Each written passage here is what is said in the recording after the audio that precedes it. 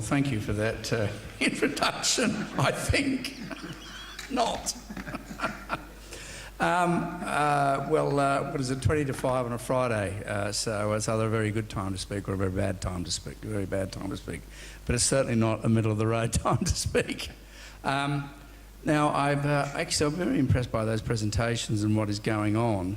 And I must say that a lot of the capital markets are probably blissfully unaware, because I've been speaking to them in preparation for this talk, and a lot of us are blissfully unaware of the level of activity. Or I have heard of Equitise, because the way people put that is that everybody's using this New Zealand site to do crowdfunding in Australia. That's why it's working, so that's some success there. But I think the really good news, apart from the fact that you're stuck in a lecture theatre, is that you're in a very, very exciting place. You know, this is a new industry. Things are a bit chaotic and hard to understand, and this is where a lot of money is going to be made.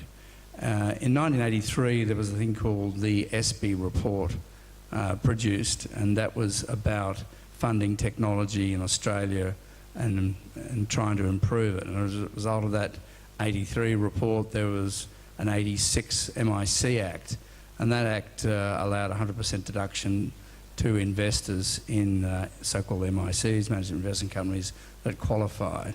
And that really got the venture capital industry going in this country.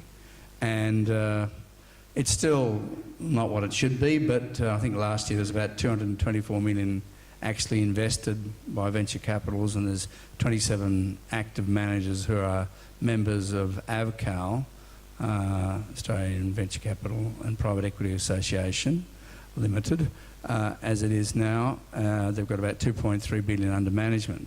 So, I mean, I think this is all in front of the crowdfunding scene as well. But what's very clear also is the crowdfunding scene is a very crude name for quite a few things that are going on. And we've seen at the end some very commercial presentations, which is good. I'm sort of like from the commercial world, how to make money, how to business enterprise, equity funding, more than debt. So, but a lot of stuff that's going on in crowdfunding is fabulous, but it's not commerce. It's donations, etc. And I think you all know well of the example of Elon Musk, and what a wonderful, he's obviously fabulous in many ways, not a perfect person, no doubt, but fabulous in many ways. And one of the ways he's fabulous about is marketing, of course. So he gets at least 227,000 people, I think, to put down $1,000, and that gives him 270 odd million to run his business. So that would be the sort of standout crowdfunding example that's known to most people, and certainly most people in this room. But is it commerce? I mean, I'm not sure that it is. I think everybody just wants to give, you know, the electric car, when we're told the combustion engine is bad for us, etc., since birth, and so everybody piles in. But you certainly is an example of crowdfunding. Oh, good, yes, thank you. The slides. Well, I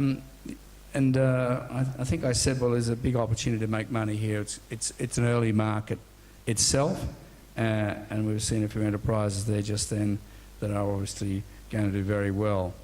And I've pointed out some parallels with private equity and venture capital and the management investment companies. So we're whizzing through here.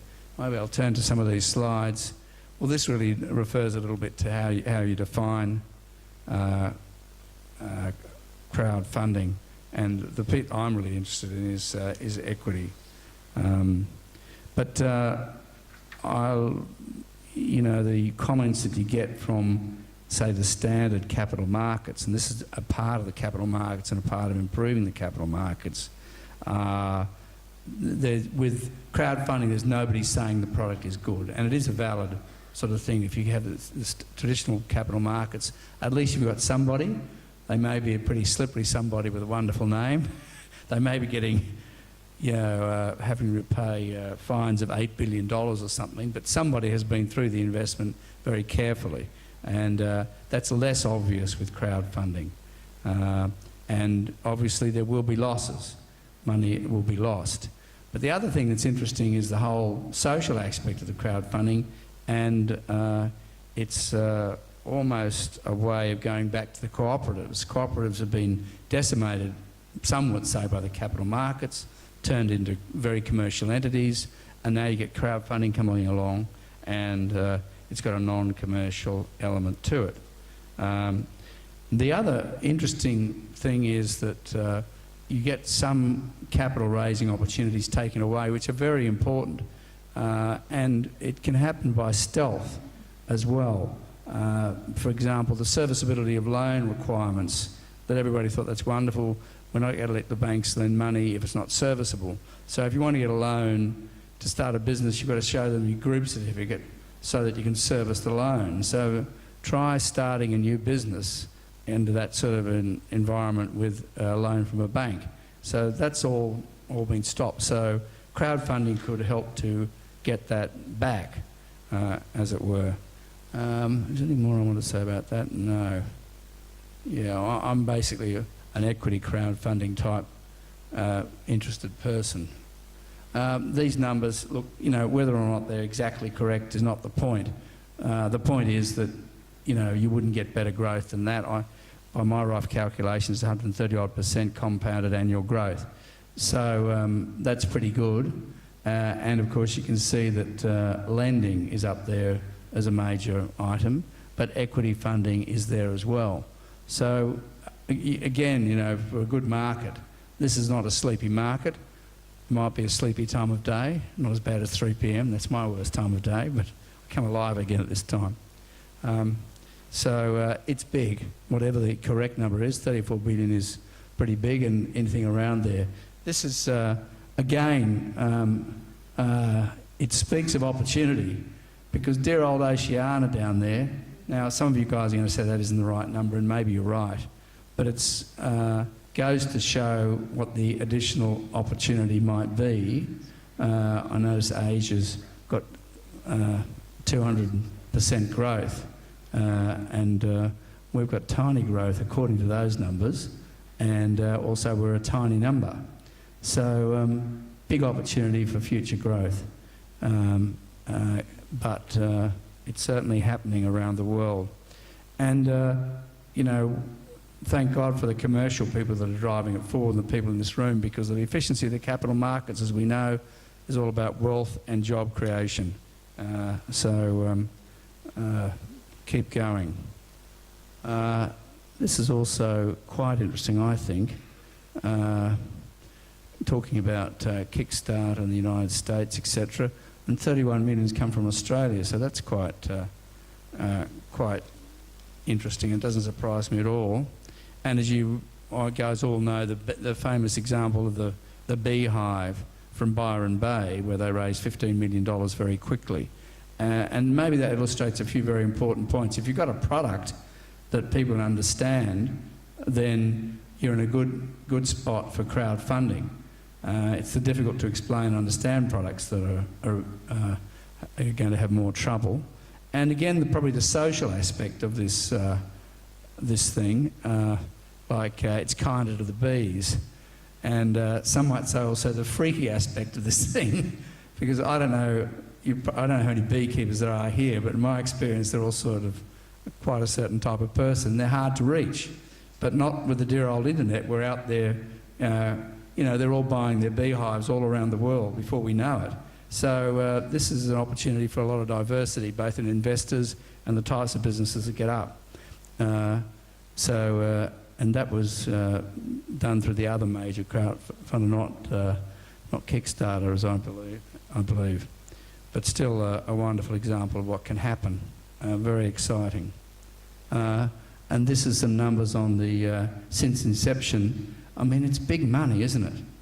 And 2.6 billion since inception. So for Kickstarter, for one business alone, it's real. It's incredibly big. Again, the sort of internet type, the winner takes all. situation because you got Kickstarter there, the big one run, and then Indiegogo and then crowdfunder, but they're all much smaller, and then it drops away to go get funding, 100,000 quite quickly. And so that's all, as it were, typical internet situation where you need to be up the top. So that's a message for some of the people we heard from today. I'm sure they'll be there. What else have we got? Yeah, well, this purports to summarise some of the legislative and general discussion position. Again, I think it speaks of opportunity because even though the UK has gone ahead, it seems to be very imperfect. So we're not in a good situation here legislatively, but there's a real chance for leadership. And even in the US, it's a very bumpy road, and even though they're doing it a lot, and you've got to try to make the laws work.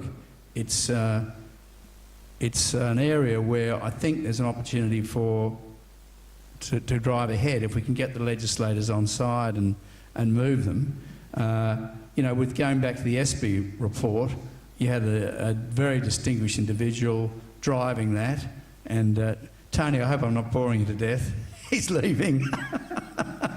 There's one person. But obviously I was. But to drive the community and the legislation to change, because it is really necessary, because the businesses, it's a terrible uncertainty of putting a whole life into a business, and the fact that you could be put out of business by a call to ASIC, or you're in breach already, or they're going to change the law, but when are they going to change the law? Sorry, we took 5 years. Sorry about that, but I lost my youth while you were trying to change the law. That's the sort of thing that happens. But the good news is that everybody else isn't perfect by a long way. I think it's mostly his benefits and very little drawbacks, to be honest, as far as I would be concerned. What have I got listed up there? Well, I think it's just the small size of the investment, reaching unusual investors, the ability to communicate very well with the investors. All of those are good points for crowdfunding, and of course lack of expense, the marketing that goes on with it, and how efficient it is and incredibly fast. Communication is free. A free good can be transported for nothing, and this is taking advantage of that fact. There still is a role for individual representation and advocacy, to be honest, but this reduces the need for it and makes a lot of people happy without it. Threats, I noticed just a couple of days ago that Elizabeth Holmes has fallen out of favour with just about everybody, but she's a subject of a lawsuit, and they say thousands of people lost money, and that was because she used, I think a major venture capital group used a crowdfunder type platform to invest in her. And so even though her typical investment was like from Rupert Murdoch, who's quiet, invested 100 million, and he's not saying anything, one venture capital group is sort of saying, well, that thousands of people lost money, and basically it was big investors who were in there, so that's probably an example of some of the difficulties. And making your information very public, of course, means that people can copy you, so you need to keep going fast unless you've got patent or copyrights that will protect you, and do they ever. So, and of course if you make mistakes it becomes very public, but that's just the way life is. So I think the benefits are fabulous, and the drawbacks are relatively small. Now the way ahead, so we need the CFIA to continue its good work. And by the way, I can remember the first venture capital conference we had, and it was a venture capital. I think we had a slightly hybrid word. We called it development capital, just because we thought it was a nicer word. But Dawkins came to the first conference which is about 93, I think, and we might have had 100 people there. And now for years it's been 500 or 600 people, booked out. It's a private equity as well, which is important, but the venture capital is a big part of it. Booked out for months in advance, and very profitable entity on its own, the conference. So, and I'm sure that crowdfunding can do that as well. What are my other ways ahead? Well, I think we need the legislation, of course, to be improved, and that will happen. It's going to depend how the advocacy happens, and I'd really recommend that as much people with enough weight as possible are involved. Don't try to sort of do it all in a back room yourself, or out intellectualise people, because it won't work. You know, they're stirred by the voters, and that's why you've got this, you know, where to set the dial with protection of individuals compared to allowing them to invest. I mean, with these, with crowdfunding, it means the little guy, in terms of dollars he can invest, can also have an effect. And so that's, plus they open up to deals and get good returns. The question is how to protect people, and the dial tends to go a little bit towards the protection, I would say. I think that the people who are the early starters here, and we hear from them today, they're going to do very well. If they have to change their model, they'll pivot. There'll be a lot of money made in the sector. There'll be a lot of money made by companies that are funded through crowdfunding, and you know, we'll all be here in 20 years naming those companies, and the people who facilitated it will be doing very well. There will be some losers. That's the nature of anything that's relatively early stage, and they're probably bigger in number, but hopefully they can go on and find different ways. So that would be, and there are some lessons from the venture capital industry which I've said. And so I'm going to give you an extra 3 minutes off, and thank you very much for listening to me. I hope you found some of it interesting.